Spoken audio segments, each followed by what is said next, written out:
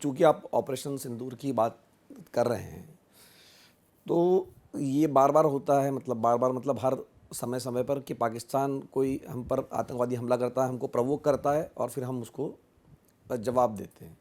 और जवाब देना भी इधर शुरू हुआ है। पहले तो हम डिप्लोमेसी की बात करते थे। तो इसका क्या इलाज है आपके हिसाब से? क्योंकि ये बार-बार मतलब आतंकवादी हमला हो जाता है, फिर देखिए, हम पहले जवाब पता देते हैं, फिर करना वही हो पड़ेगा जाता है। पाकिस्तान का मालिक कौन है। तो पाकिस्तान का मालिक है पाकिस्तान की आर्मी। ये प्रधानमंत्री तो वहाँ कोई काम के नहीं है। इमरान खान को तो बाल्टी उड़ा के जेल में ले गया था। तो सबको पता है कि वहाँ जो कुछ है वो पाकिस्तान की आर्मी है, और आर्मी हमेशा अपने जूते के नीचे रखना चाहती है प्राइम मिनिस्टर को। तो वहाँ का अगर कोई प्राइम मिनिस्टर अच्छा आ भी जाए, अगर सुधार करने की कोशिश करे, जैसे इमरान खान के टाइम पे बहुत सारी चीज़ें पॉजिटिव ली गई थी, आर्मी ने उनको मसल के जेल में डाल दिया यहाँ पे।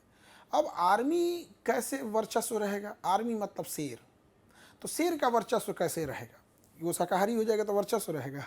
नहीं होगा। शेर का वर्चस्व कब है? जब दहाड़े बिना मतलब किसी को काट ले, तब लोग भागते रहेंगे उससे। तो पाकिस्तान की आर्मी जो है ना, वो अपना वर्चस्व बनाने के लिए ये सब काम को करती रहती है। अब देखिए, वो फेल्ड इंसान आसिफ मुनीर, लाहौरी गुंडा, अपने को फील्ड मार्शल है। वो फील्ड मार्शल नहीं, वो फेल्ड मार्शल है। फेल्ड मार्शल अपने को ले लिया फील्ड मार्शल की उपाधि। मतलब हमारे यहाँ मानेक साहब सबको मिला था, और उनको फील्ड मार्शल किसी को दे देते हैं सब। तो उसको आर्मी की कमर तोड़नी पड़ेगी। अब जैसे इजराइल किसको अटैक करता है? सेलेक्टिव अटैक करता है। हम लोग जाके मार दिए, वो मिसाइल मारे हैं, हम देख रहे थे कि एयरपोर्ट पे वो गढ़ा हो गया। क्या मतलब बनता है भैया? आपका एयरपोर्ट कॉम्प्लेक्स चालू कैसे है? एक तो देख रहे थे शेड है, उसमें मिसाइल गई है, और दिख रहा है इतना छेद हुआ है। ढलैया तोड़ने गए थे आप? ब्रह्मोस के अंदर कौन सा बारूद भर के भेजे थे? उड़ाना चाहिए था वहाँ पे। कम से कम ऐसी दिवाली होती कि कम से कम 10 दिन तक इंडिया से दिखता कि जो काला धुआं आ रहा है ना, ये पाकिस्तान से आ रहा है। और तब जाके बोलते कि आतंकवादियों ने कहा था कि मोदी को बता देना, महंगा पड़ गया, मोदी जाग चुका है। ऐसे कैसे हो गया यहाँ पर? उसका इस गर्मी के टाइम पे 10 बिजली घर उड़ा देते, काम खत्म। आर्मी की पैर टूट जाती। बिना बिजली तो आर्मी भी नहीं चल सकती, ना उसका रडार चलेगा ना कुछ। S-400 एक्टिवेट कर देते हैं। कोई जहाज नहीं आ सकती थी S-400 एक्टिवेट करने के। सिविल एविएशन नहीं हो सकता, इधर नेवी लगा के नेवल ब्लॉकेज कर देते। बिजली कट गया, ऑयल रिफाइनरी 3 ठो है, उड़ा दीजिए 3 ठो ऑयल रिफाइनरी। पेट्रोलियम खत्म, पेट्रोल गया, बिजली गया, ठप सब कुछ। अब जिधर से मारना है उधर से मारते रहिए। यहाँ पे इसी बहाने POK ले सकते थे। तो बहुत सारी चीज़ें हैं यार। अब हमको लगता है डोभाल साहब के जगह पे किसी तेज तर्रार को, यंग को रखना पड़ेगा। डोभाल साहब अच्छे इंसान हैं, बट हर इंसान के ऊपर एक एज, उम्र आके हावी हो जाता है।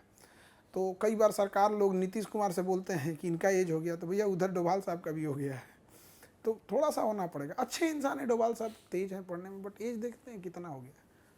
नहीं, तो आपको क्या लगता है कि मतलब ये जो युद्ध विराम हुआ वो नहीं होना चाहिए? एकदम गलत है।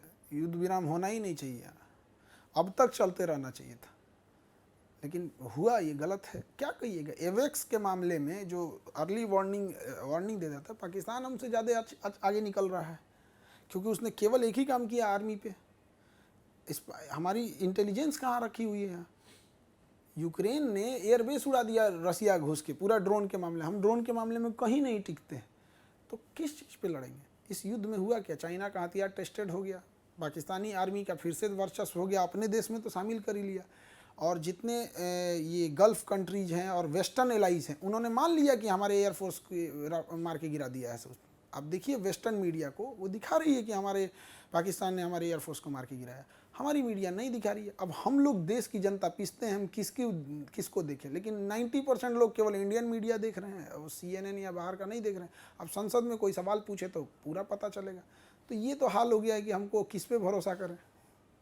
देखो, POK की बात कही आपने, बीजेपी चूँकि कहती है कि हम लेंगे, और बल्कि देश की संसद में भी ये रेजोल्यूशन पास हो चुका है कि भाई भारत की ज़मीन है, भारत इसको वापस ले लेगा। हम तो जगह भी छोड़ कर रखते हैं इसको विधानसभा। संसद से पास करने में क्या बनता है? हमको ये नहीं समझ में आता है। वही बात नहीं, हम आपसे पूछ रहे हैं कि कभी ले पाएंगे हम लोग, ले पाएंगे कि नहीं ले पाएंगे? संसद से तो पास करके लिए ना लिए हैं, संसदे में रह जाएगा। दिलेर चाहिए, एकदम दिलेर इंसान यहाँ पे, कि हमको लेना है, मतलब लेना है। और तभी ले सकते हैं जब पाकिस्तान को इकोनॉमिकल हम लोग लॉस पहुँचाए, तब स्ट्रेटजी। क्योंकि ना पाकिस्तान में ना, वहाँ की पब्लिक को लगता है कि मेरी सेना जो है वो हीरो है।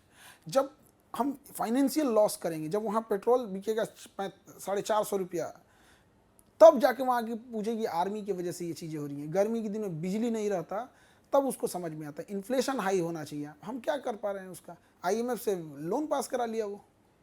ये तो पानी तो रोक रहे हैं अब नहीं रोक पाएंगे ना, बरसात में तो पानी ही नहीं रहती है, तो रोक सकते हैं लोग यहाँ पे। तो हम भी अभी गर्मी के दिन में अपने आगे तालाब का पानी रोक देंगे हम, लेकिन बरसात आएगा तब नहीं रोक पाएंगे ना।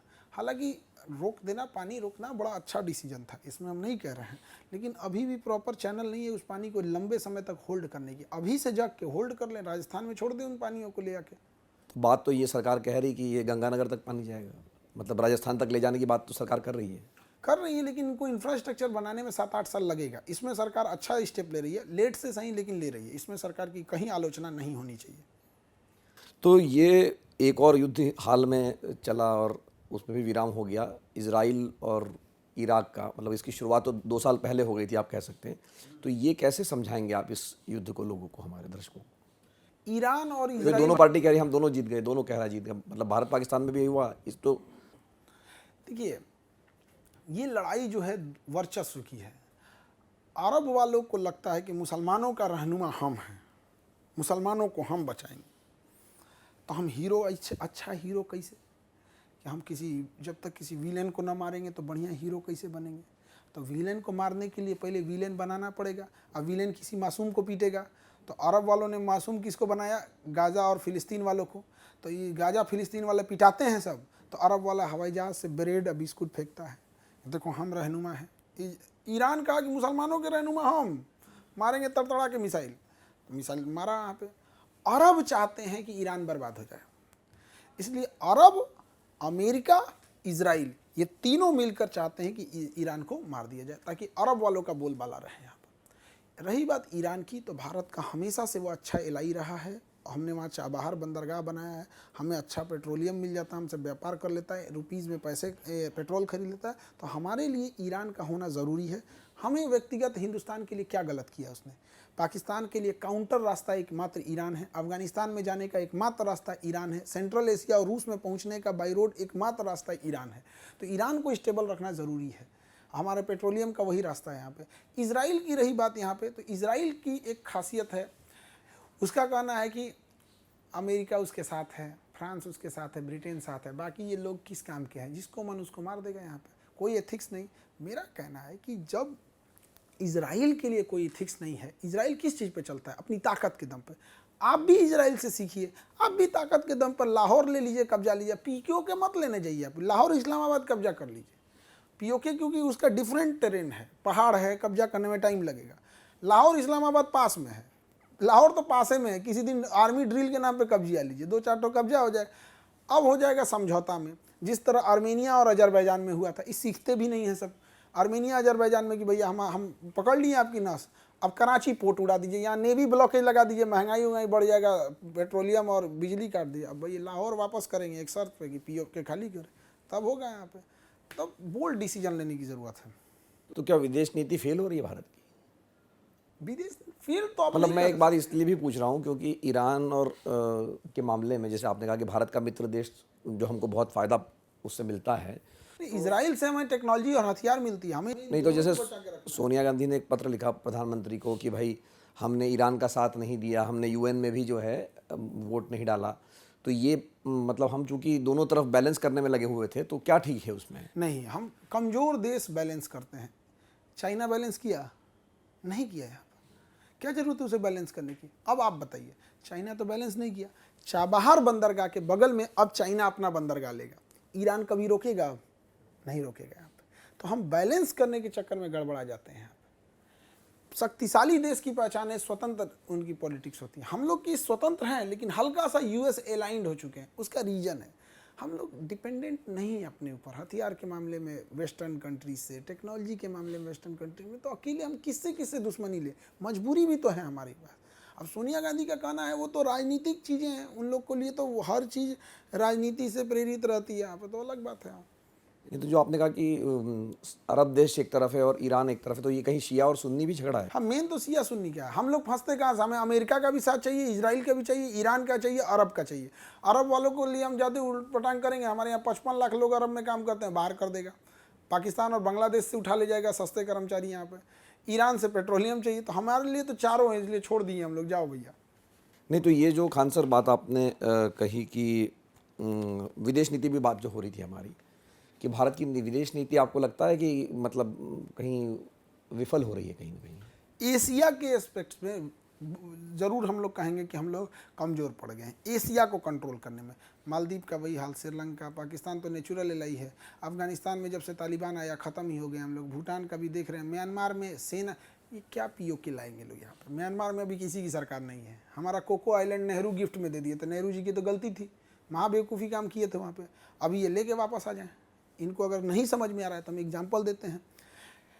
म्यांमार में सैनिक तख्ता पलट हुआ, वहाँ सरकार कोई नहीं है। हमारा एक कोको आइलैंड उसने चाइना को दे रखा है, हम उसे वापस ला सकते हैं।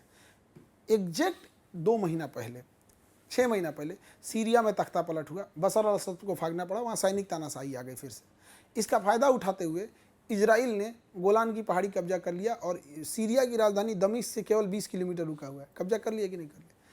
म्यांमार भी तो हमारे यहाँ बगल में, हमारा ही जगह था, उस पर उसने चाइना को लीज दे रखा, हम कब्जा कर लेते हैं, लेकिन नहीं किए।